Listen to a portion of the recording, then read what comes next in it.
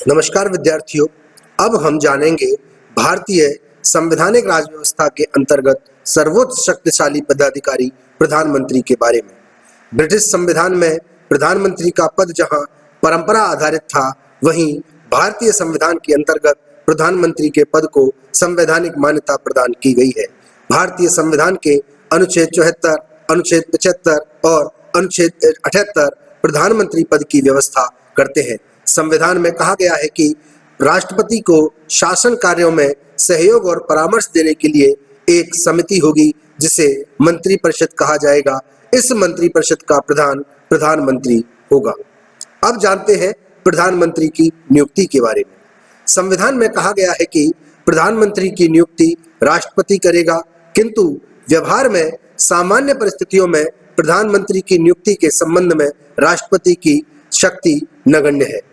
केवल ऐसी परिस्थितियां जिनमें कि किसी दल को लोकसभा में स्पष्ट बहुमत प्राप्त न हुआ हो अथवा बहुमत प्राप्त दल का कोई एक निश्चित नेता न हो, ऐसी परिस्थितियों के अतिरिक्त राष्ट्रपति प्रधानमंत्री की नियुक्ति में अधिक प्रभावी भूमिका नहीं निभाता तथा अपने विवेक का भी प्रयोग नहीं कर पाता।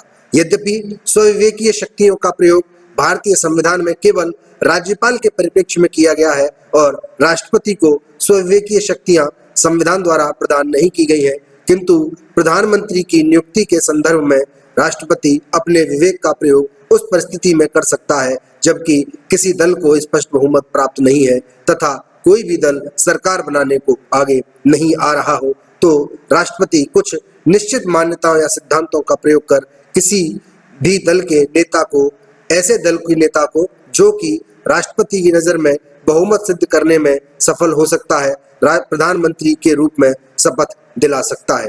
इसलिए ऐसी परिस्थितियों में यह कहा जा सकता है कि प्रधानमंत्री पद पर सामान्यतः उसी व्यक्ति को नियुक्त किया जाता है जो कि लोकसभा में अपना विश्वास मत सिद्ध कर सकता हो। अब हम बात करते हैं प्रधानमंत्री की योग्यताओं के बारे में। यद्यपि संविधान में प्रधानमंत्री पद के लिए कोई विशिष्ट योग्यता निर्धारित नहीं की गई है, किंतु यह अवश्य कहा गया है कि प्रधानमंत्री आवश्यक रूप से लोकसभा या राज्यसभा का सदस्य हो। यदि कोई ऐसा व्यक्ति प्रधानमंत्री नियुक्त होता है जो संसद के किसी भी सदन का सदस्य नहीं है, तो उसके लिए यह छूट प्रदान की गई है कि वह अपना पद ग्रहण करने के 6 मास के भीतर संसद के किसी भी सदन का सदस्य हो जाए। अब जानते हैं प्रधानमंत्री के कार्यों, प्रधानमंत्री के अधिकारों एवं प्रधानमंत्री की शक्तियों के बारे में। प्रधानमंत्री का सर्वप्रमुख कार्य अधिकार होता है कि वह मंत्रिपरिषद का निर्माण करता है। पद ग्रहण करने के बाद सर्वप्रथम प्रधानमंत्री मंत्रिपरिषद का ही निर्माण करता है। यद्यपि अनेक सदस्य प्रधानमंत्री के साथ ही मंत्री पद की शपथ लेते हैं, किंतु अनेक सदस्यों को प्रधानमंत्री बाद में भी अपने मंत्रिमंडल में सम्मिलित कर लेता है। मंत्रियों के चयन में प्रधानमंत्री पूर्ण रूपेण स्वतंत्र है तथा प्रधानमंत्री ही निर्णय करता है कि मंत्रिपरिषद में कितने मंत्री और कौन कौन से मंत्री होंगे। वह चाहे तो किसी अपने राजनीतिक दल के अतिरिक्त अन्य सदस्यों को भी मंत्रिपरिषद में स्थान दे सकता है। प्रधानमंत्री मंत्रिपरिषद का अध्यक्ष होता है।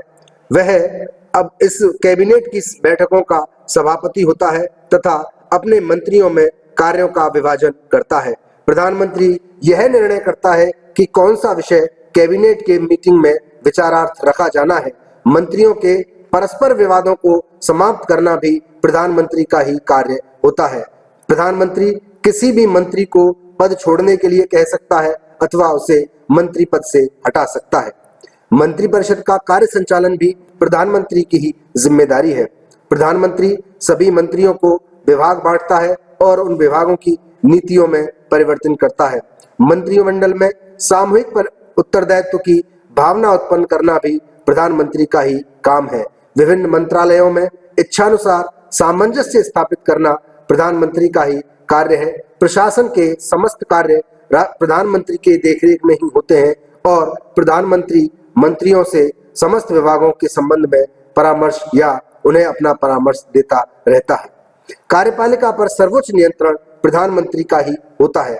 कार्यपालिका की शक्ति चूंकि मंत्रिपरिषद में निहित होती है और उस मंत्रिपरिषद का प्रधान प्रधानमंत्री होता है, तो व्यवहार में कार्यपालिका शक्ति का प्रयोग प्रधानमंत्री के द्वारा ही किया जाता है। मंत्रिपरिषद एवं राष्ट्रपति के मध्य सेतु के रूप में भी प्रधानमंत्री ही कार्य करता है। वह राष्ट्रपति को मंत्रिपरिषद के सदस्यों द्वारा लिए गए निर्णयों एवं नीतियों से अवगत कराता है।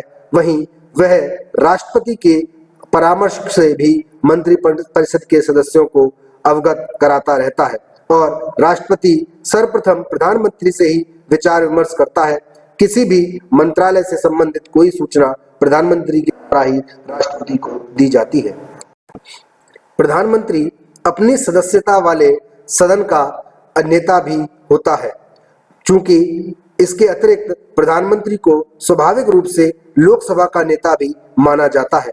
प्रधानमंत्री के कारण चूंकि समस्त कानून निर्माण के दायित्वों का निर्वहन किया जाता है, वार्षिक बजट के अतिरिक्त विभिन्न नीति निर्माण के कार्यों का भी प्रधानमंत्री की देखरेख में ही किया जाता है। अतः अनिवार्य है कि प्रधानमंत्री संसद के नेता के रूप में मुखर हो।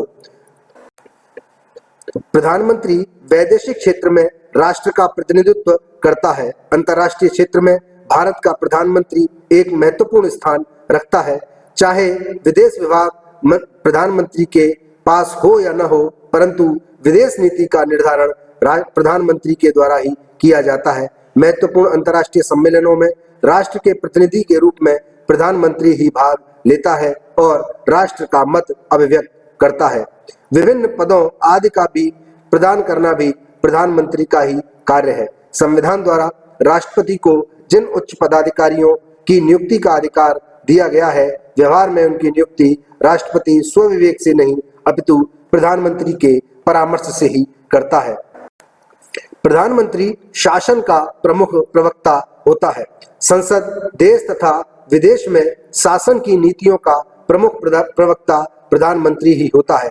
यदि कभी संसद में किन्हीं दो मंत्रियों के परस्पर विरोधी मत व्यक्त हो और उससे भ्रम की स्थिति उत्पन्न हो, तो प्रधानमंत्री ही वह व्यक्ति होता है जो इस भ्रम को अपने वक्तव्य के द्वारा दूर करता है।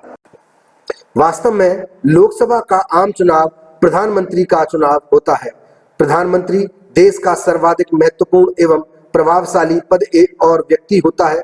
देश के चुनाव में आकर्षण का केंद्र प्रधानमंत्री पद के प्रत्याशी ही होते हैं और उन्हीं के नाम पर चुनाव लड़े जाते हैं। यदि किसी दल को चुनाव में बहुमत प्राप्त न हो पाए, तो वह अपने प्रधानमंत्री पद के प्रत्याशी की घोषणा करते हैं। प्रधानमंत्री देश का सर्वोच्च नेता तथा शासक होता है। यदि एक पंक्ति में कहा जाए तो प्रधानमंत्री देश का सर्वोच्च नेता और शासक होता है। सिद्धांत रूप में न सही, लेकिन व्यवहार में देश का समस्त शासन उसी के नाम से संचालित होता है। वह व्यवस्थापिका से मनचाहा कानून और संविधान में आवश्यक संशोधन करा सकता है। देश की जनता हो या संसद, राज्य सरकारें हो या प्रधानमंत्री का अपना राजनीतिक दल, हर कोई नेतृत्व के लिए प्रधानमंत्री की ओर ही देखता है।